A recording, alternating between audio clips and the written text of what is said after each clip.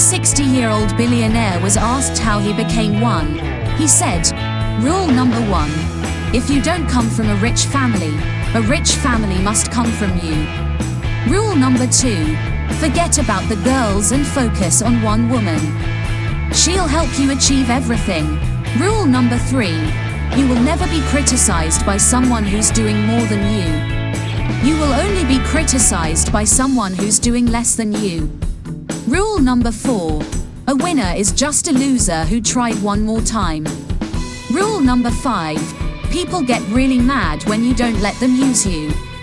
Rule number 6. Never post your achievements. Post stupid stuff and jokes so they'll think you have no future.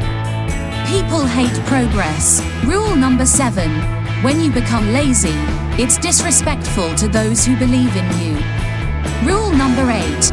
6 months of hard work, consistency, focus, and if you're not following, you'll probably never